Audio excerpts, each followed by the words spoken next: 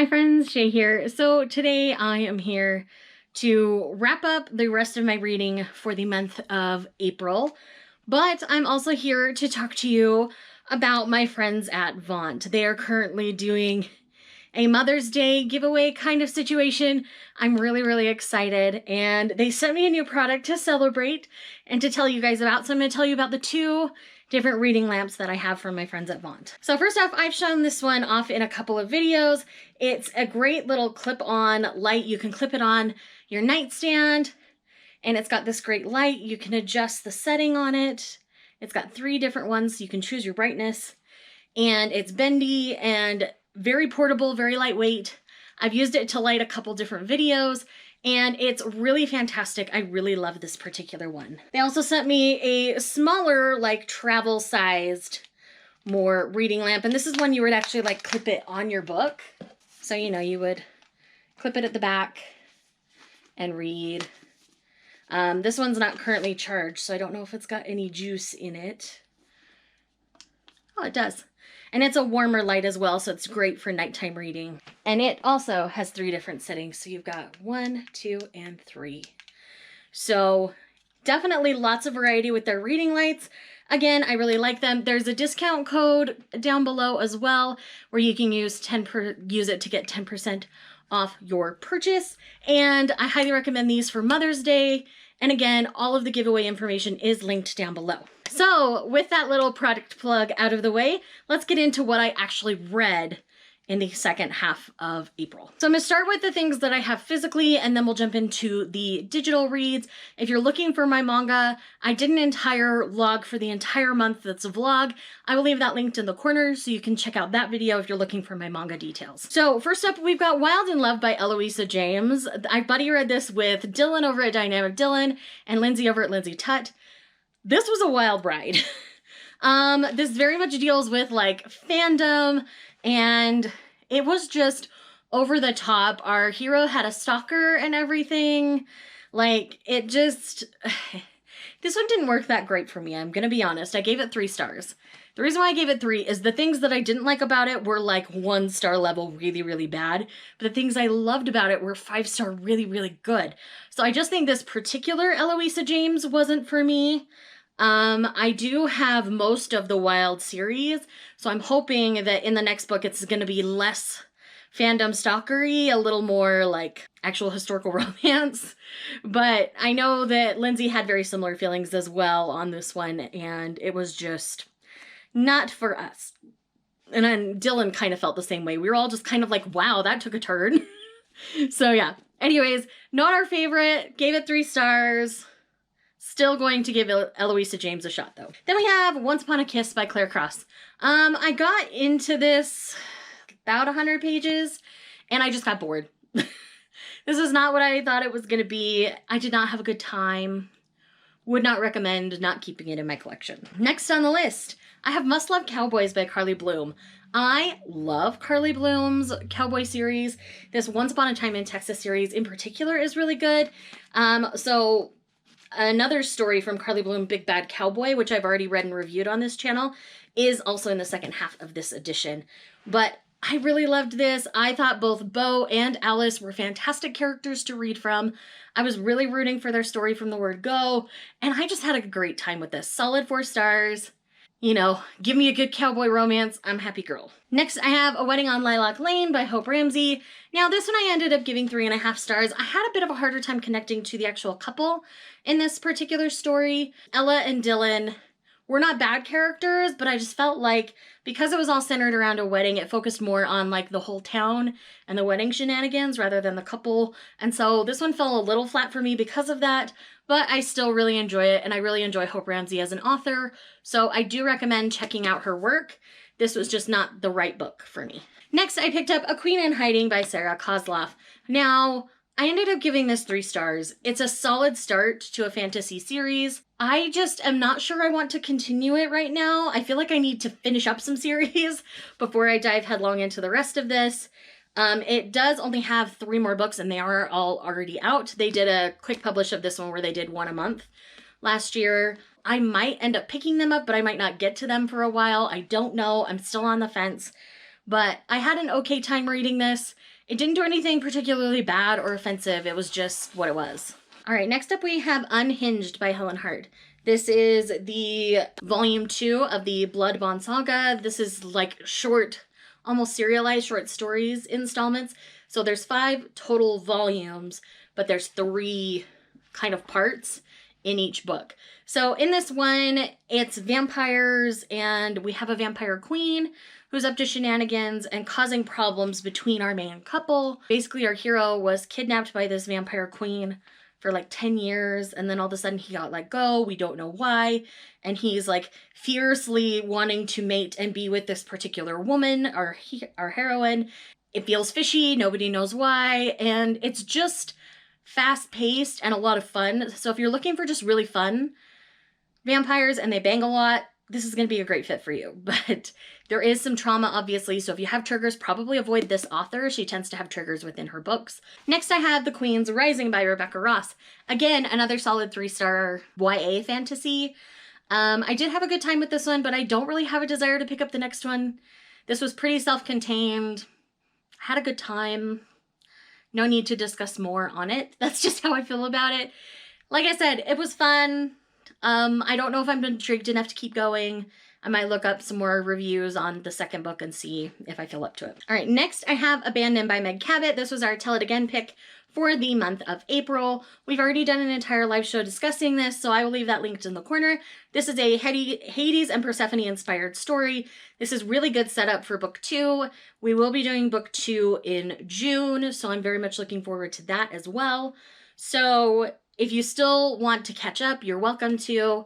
But like I say, it's inspired. I wouldn't say it's a direct retelling. Might feel a little bit different once I read book 2, but still, had a good time. It was a little bit dated and of its time, but it held up better than I expected it to. So, sadly, another book that I just got bored with, and that is The Peasant's Dream by Melanie Dickerson. This was supposed to be a Cinderella-inspired story, and it felt so cliche and boring that I just put it down, and I have no desire to pick it back up. Again, not going to stay in my collection. And I did that with several books this time around. I'm not afraid to have a quick trigger finger for a DNF anymore. Like, if I'm not enjoying it, I'm just going to put it down. I have way too many books I want to read to waste my time on books that I don't. And then last but not least, for what I have physically, I've got volume 3 of Skyward, which is the final volume.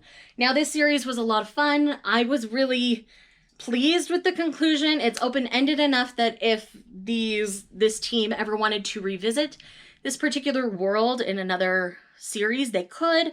And yes, I would actually really like that. There was another element to this world that was introduced in this volume, and I really think I would love a story exploring that a little bit more.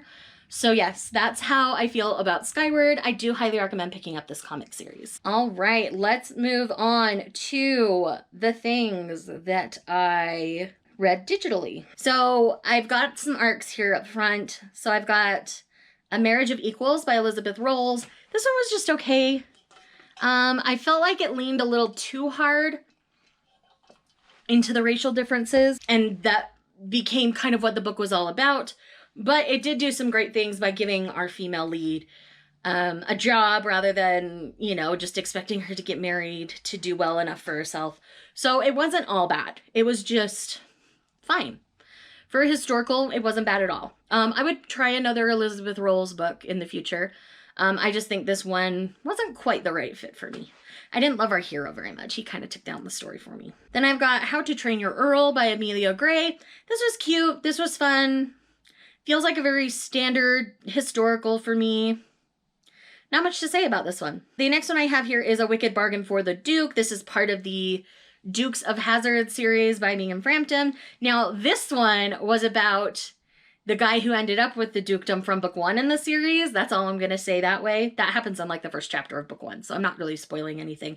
But it's about him getting a wife and a bride, and how all of this goes down is full of shenanigans, full of Megan Frampton's really fun wit and humor and banter, and I just had a really good time with this. I just tend to really enjoy this series, So I highly recommend checking out Megan Frampton if you haven't. All right, now let's dive into audiobooks. So I've got Beauty in Darkness by Elizabeth Briggs. This is a fantasy romance. This was so fun. I honestly gave it 5 stars. I had the best time listening to this audiobook. It was so well done. The angst was great. The romance was slow burn. Political marriages are just something that I really love and adore, and that's exactly what this was. Oh, it was chef's kiss. It was so good. Highly, highly, highly recommend that one.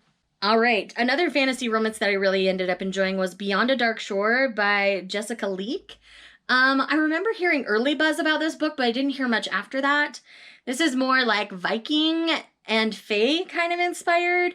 I ended up giving it 4 stars. I did enjoy it, not quite as much as the other one, but this one was a really fun read for me. I just had a great time. Then I read Teach Me by Alexandria House. This is the other